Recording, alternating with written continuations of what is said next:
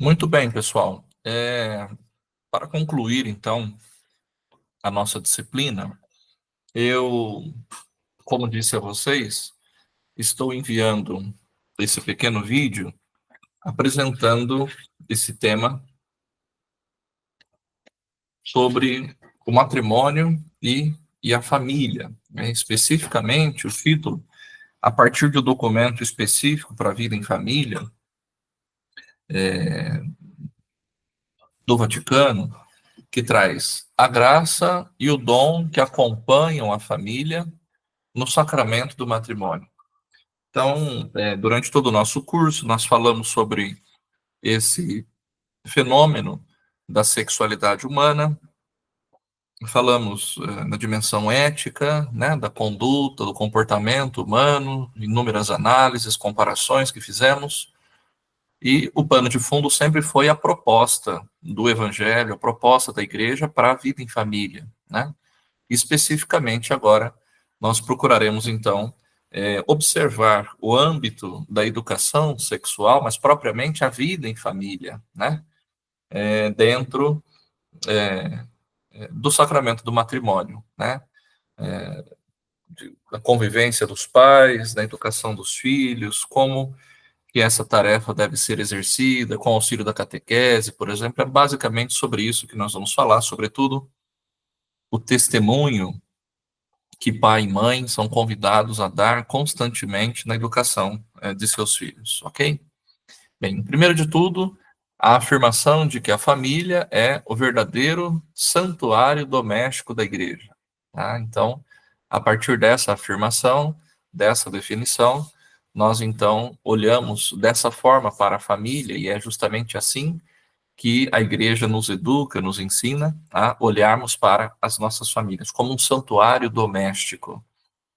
É Jesus Cristo mesmo que permanece com o casal para que, assim como ele, o Cristo, amou a sua igreja e se entregou por ela, de igual modo os cônjuges, dando-se um ao outro, amem-se com perfeita fidelidade.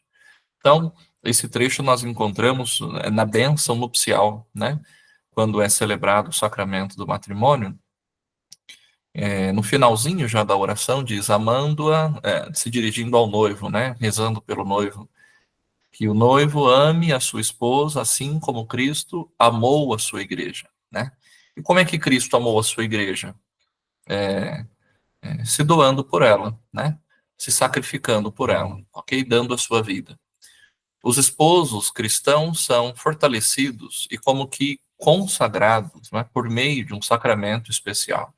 O matrimônio cristão é, em si mesmo, um ato litúrgico de louvor a Deus em Jesus Cristo e na igreja. Então, quando o casal se prepara para o sacramento do matrimônio, eles então estão se preparando não pura e simplesmente para uma ação litúrgica, meramente falando, não somente para um evento social, muito menos, é claro, né?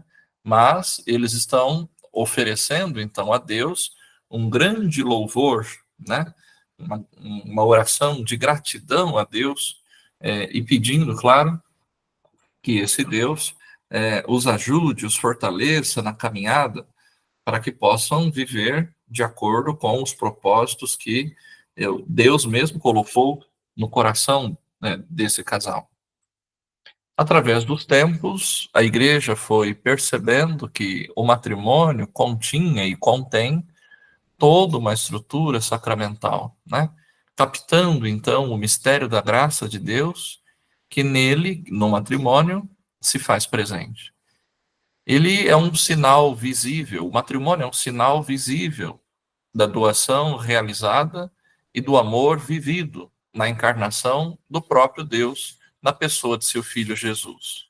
Então, o matrimônio é também um sinal, né, da doação de Cristo. Assim como Cristo se doou pela humanidade, o casal é convidado, consequentemente, a se doar também, um pelo outro e juntos pela família. A aliança matrimonial é, assim, elevada à dignidade de sacramento. Como nós já vimos, é no Concílio de Trento que a Igreja, então, reconhece o casamento, que antes era somente um contrato, né, firmado lá no cartório, A igreja, então, dá o status de sacramento para a união matrimonial, né? Para e institui, enfim, o sacramento do matrimônio. O matrimônio é sinal e presença do amor de Deus no coração da humanidade. Assim, o matrimônio tem um lugar especial nos planos do próprio Deus. Vejam, o matrimônio, portanto, é mais sério do que a gente pode pensar, né? Faz parte dos planos de Deus, dos sonhos de Deus, né? Preparar-se para o matrimônio, celebrar o matrimônio é, portanto, uma graça, uma dádiva, uma bênção. Viver bem é o desafio, então, da convivência, amando, perdoando, acolhendo, compreendendo, ajudando, auxiliando o outro, sendo suporte para que o outro possa, enfim, ser feliz, né? O matrimônio deve ser, portanto, um belo convite à vida de santidade, à santificação diária que se dá na vida do casal. Como no batismo, a pessoa de fé é chamada por Deus a ser uma graça e uma proposta de salvação aos homens em geral. No matrimônio, a pessoa então é chamada a sê-lo para uma pessoa em particular, ser uma graça, ser uma proposta de salvação, como eu acabei de dizer, ser um sinal, um convite para a santidade do outro, né? Ajudar o outro a ser santo, ajudar o outro a ser feliz, juntos buscarem fazer a vontade de Deus. Igreja doméstica, educadora da fé e evangelizadora, né? Missão da família, né? Participando da vida e da missão da igreja, a família cristã vive essa sua tarefa profética, acolhendo e anunciando a palavra de Deus. Torna-se assim, cada dia mais, comunidade crente e evangelizadora. Olha, então, a missão que a igreja tem, né, diante dos desafios da vida cotidiana, né? É, Viver a sua tarefa profética, acolher e anunciar a palavra de Deus e, assim, tornar-se uma comunidade crente, uma comunidade evangelizadora. Dentro e através dos fatos, dos problemas, das dificuldades, dos acontecimentos da existência de todos os dias, dos desafios, dos obstáculos, né, que a vida nesse mundo nos propõe, Deus vai então lhes revelando e propondo as exigências concretas da sua participação no amor de Cristo. Pela igreja, em relação com a situação particular, familiar, social, eclesial, na qual então se encontram. Veja, não é fora da realidade. Não confundamos, né? Vida de santidade, vida na presença de Deus, buscar fazer a vontade de Deus na vida cotidiana, no dia a dia, nos desafios que nós temos que encarar de cabeça erguida, enfrentar e vencer, né? Em cada situação de doença, né, de enfermidade, as adversidades, no desemprego, nos conflitos na vida de trabalho, né, na educação dos filhos, como nós vamos ver adiante, né? Então, em todas as situações, o cumprimento, então, das exigências do Evangelho, né? Procurar viver a radicalidade do Evangelho, de acordo com a proposta do Evangelho, o ensinamento do Evangelho. A família, como a igreja, deve ser um lugar onde se transmite o Evangelho e de onde o Evangelho se irradia. Portanto, no interior de uma família consciente dessa sua missão, todos os componentes evangelizam e são evangelizados. Olha, isso é muito importante. Todos, né? Todos que fazem parte da família são evangelizados, ou seja, são destinatários do processo de evangelização, mas são convidados a ser evangelizadores também.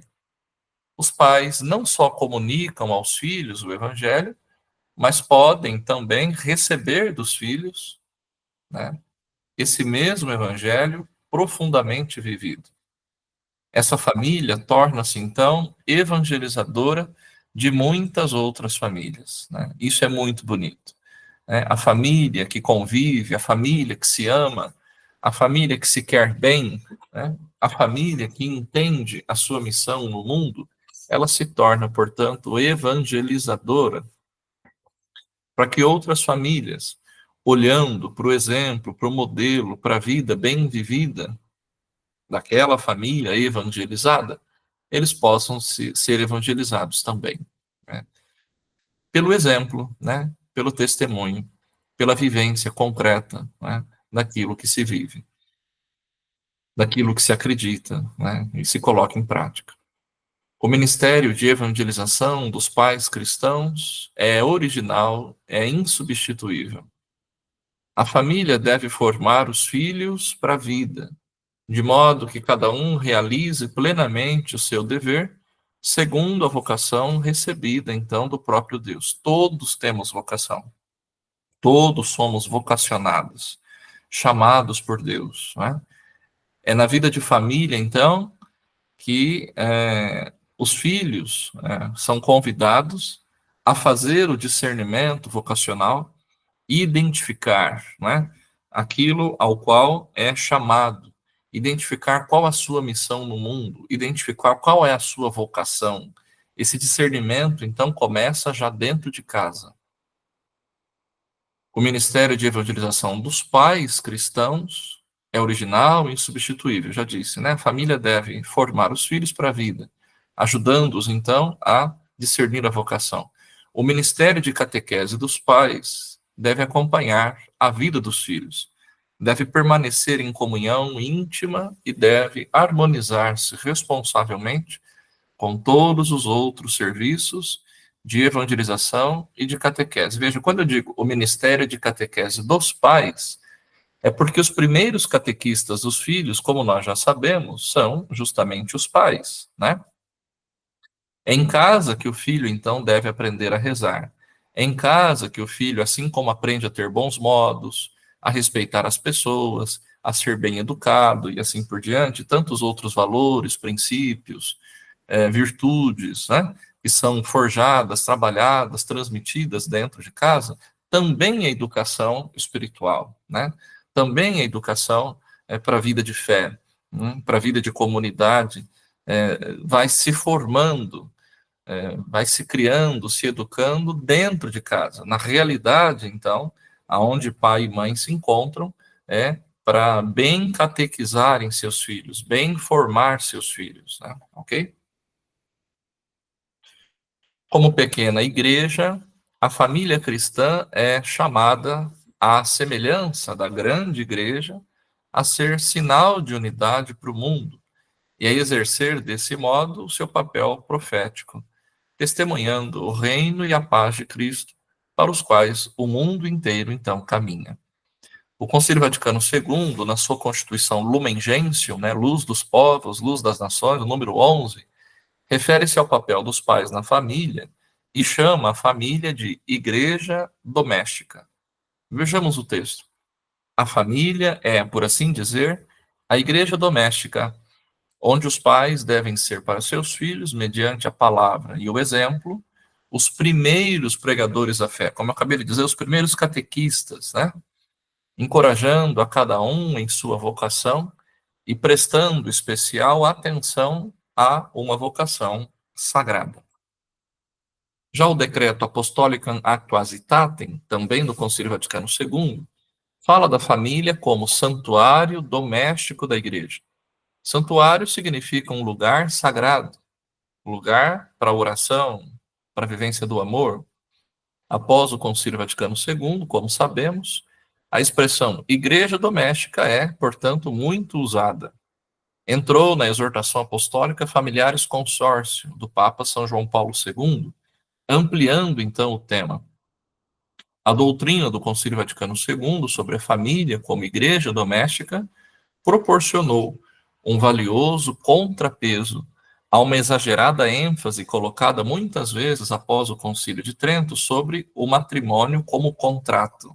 Então, o concílio anterior tinha talvez reforçado muito esse aspecto contratual, jurídico, numa visão um tanto quanto fria, talvez, estérea, acerca da união matrimonial, e é o Concílio Vaticano II, então, quem vai dar uma roupagem muito mais agora humana, por assim dizer, muito mais leve, é, ajudando então a enxergar o matrimônio como santuário da vida, como igreja doméstica, família, né, como lugar para a vivência daquilo que é sagrado. Questões de ordem prática, para já irmos concluindo essa nossa conversa, para que a família seja, então, o espaço evangelizador, nós destacamos primeiro alguns elementos gerais, né, englobantes. Primeiro de tudo, a participação na comunidade cristã, né? Isso não pode ser renunciado, escanteado, deixado de lado, né? Para viver, celebrar e proclamar a fé, as nossas paróquias devem ser comunidades vivas daqueles que creem, onde os leigos, sobretudo os casados, participam com a sua rica experiência de vida, o enriquecimento da própria igreja. Criem-se, portanto, espaços fraternos, de acolhida, sendo para isso muito rica a experiência familiar, a atenção, a alegria, a comunhão, a solidariedade, o cuidado dos pequenos detalhes. Isso tudo é próprio da família, né? Da vivência de família. Criem-se equipes de pastoral sacramental, pastoral do batismo, do matrimônio, pastoral familiar, né? Levando sempre a aprofundar a vivência do batismo, promover encontros de todo tipo, desde os lúdicos até encontros como os eucarísticos, sempre num ambiente de família. Estar presente nas pastorais, junto às crianças, junto aos adolescentes, junto aos jovens, levando modelos de cristãos que buscam viver com maturidade, com sinceridade a sua fé. Veja, o melhor tipo, então, de educação na fé que os pais, que os adultos, que os casados podem oferecer para os seus filhos, para as crianças, adolescentes, jovens, ou seja, para as novas gerações, é a presença, né, com o seu testemunho, a vivência daquilo, então, que eles acreditam e que procuram, então, viver de uma forma coerente, de uma forma autêntica. É o melhor testemunho que pai e mãe, avô, avó, padrinho, madrinha podem oferecer para seus filhos, afilhados, netos, etc. Depois, o papel dos pais no processo de amadurecimento da fé dos filhos, né? Criar um clima de fé, levando a uma adesão pessoal a Jesus Cristo, ligando sempre fé e amor, fé e vida. Ter critérios para assumir atitudes ante os acontecimentos, sabendo o que nos move desde a raiz de nossa vida e posso orientá-la diante de, aliás, atitude de abertura, respeito, confiança, educando para uma liberdade responsável, né? Liberdade com responsabilidade, saber dialogar, educando sempre, sem deixar para outras entidades, para a escola, por exemplo, o que se pode, o que se deve fazer no âmbito familiar, dentro de casa, na família. Buscar testemunhar pela vida o que se vive na fé. Então, isso é muito importante, né? Ninguém faz adesão a Jesus Cristo se antes não se tem um modelo. E o melhor modelo que o filho pode ter dentro de casa é o modelo do pai e da mãe. É vendo a fé do pai e da mãe. É vendo a postura do pai e da mãe. Se são honestos, se são pacíficos, não é? Se são a favor do bem, da justiça, se são justos, não é? Se defendem as minorias, se favorecem a vida, se defendem, promovem a vida, assim por diante. Consequentemente, é esse modelo que o filho, então, vai nascer e crescer considerando, levando em conta.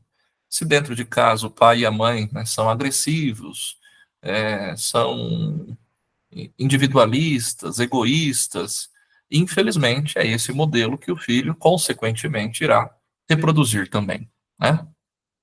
Educação autoritária e fé. Veja, esse aspecto eu considero muito interessante. Uma educação autoritária não ajuda, nem mesmo conduz a um desenvolvimento integral dos filhos. Desenvolvimento integral, formação integral, uma formação que considere todas as dimensões do humano, como nós já vimos diversas vezes aqui nesse nosso curso, né?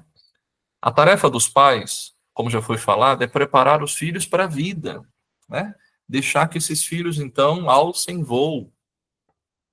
Dominar os filhos não é uma boa preparação, né? Pelo contrário, cabe propor-lhes uma formação adequada para que no uso da liberdade eles possam ir forjando a sua própria personalidade, autonomia, criar o filho para ser autônomo, para ser livre, para ser justo, honesto, tratar bem as pessoas, etc., né?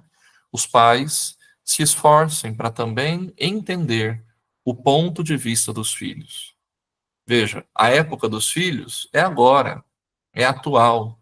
O seu mundo é o mundo de hoje, é o mundo de agora. Então é complicado quando o pai não consegue entender, por exemplo, a cultura atual, né? Não se abre para que o filho está vivendo agora, para as experiências que eles estão tendo neste momento, que a gente fica presa no passado, a gente chega até a dizer, no meu tempo que era bom, antigamente, na sua idade, eu já tinha feito isso, estava fazendo aquilo. Essas comparações, eu desconfio que não ajudam em nada, pelo contrário, vão enfraquecendo ainda mais a personalidade das crianças, dos adolescentes, dos jovens, desse nosso tempo, já estão aparentemente fragilizadas, né, com dificuldade de se colocarem, de assumirem, né, uma postura diante da vida e assim por diante, ok? Por fim, elementos concretos. Veja, atenção aos acontecimentos da vida, pessoais, sociais, familiares, cívicos, políticos, né? Para ajudar os filhos, então, na reflexão, na percepção da vida. E, se possível, descobrir, veja, nesses acontecimentos, o chamado de Deus. Então, quando alguém se sente chamado a Deus, né, para fazer um bom discernimento vocacional, não é um anjo que desce do céu e sopra no ouvido. O anjo que fala no ouvido de alguém, que propõe um chamado de Deus, é o pai e a mãe, em primeiro lugar, né, que ajuda o filho a fazer, então, o discernimento, ok? Ensinar a rezar, mesmo que nem sempre pareça fácil, e não é, né? Sabendo que tudo começa na família. Aquela confiança, né, que o filho deve então ter, plenamente depositada no pai e na mãe, né? Saber que de fato neles ele sempre vai encontrar um substrato de fé, uma fortaleza. Saber que neles ele sempre poderá confiar. E por isso, então, ele nunca vai guardar segredo, né? Ele sempre vai estar aberto, disponível para falar para o pai, para a mãe o que sente, o que dói, o que lhe é agradável, o que não é, o que lhe incomoda e assim por diante, né? Os filhos precisam perceber que rezar é inerente à vida de família. Isso aqui é um desafio, né? Os filhos conseguirem entender, descobrir que a oração faz parte da vida, que ir à igreja não é uma obrigação, mas que, de fato, é parte normal do cotidiano da vida de família, né? É natural que se vá à igreja, que se faça oração, que se reze o terço, que se reze uma novena, que se faça uma peregrinação a um santuário e assim por diante. No cotidiano, no dia a dia, de modo comum, né? Não é algo extraordinário, né? Infelizmente, nós sabemos que há pessoas que vão à igreja uma vez ou outra, num batizado, num casamento, num funeral, e depois demoram muito tempo para reaparecer. Se uma família transmite esse tipo de valor para os filhos, né, deixando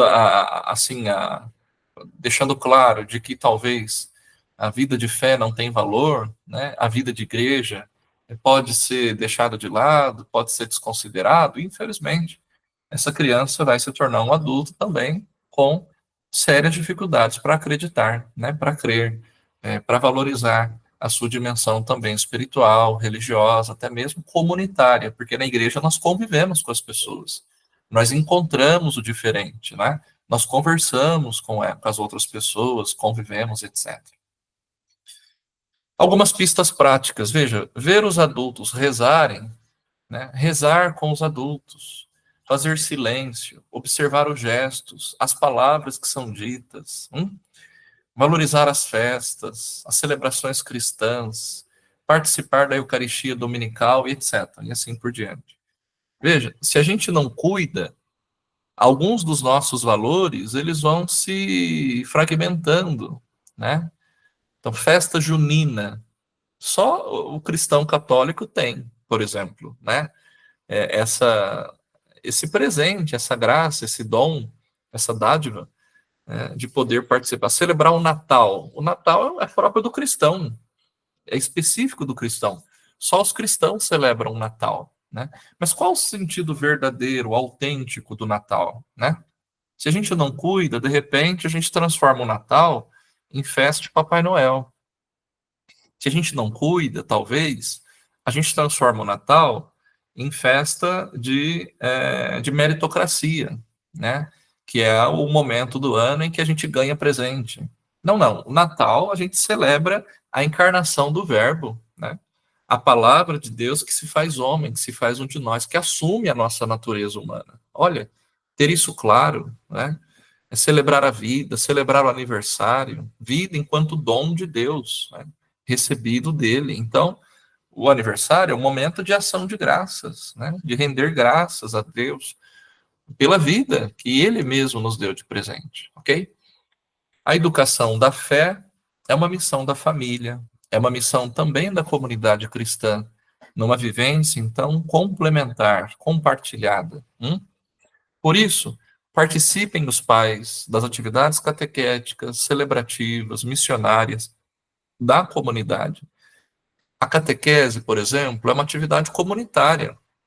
É indispensável, portanto, o papel exercido pela família, que é o agente principal, como eu já disse, eu insisto, papel que será complementado pela comunidade de fé, o papel prioritário do pai e da mãe, que deve educar.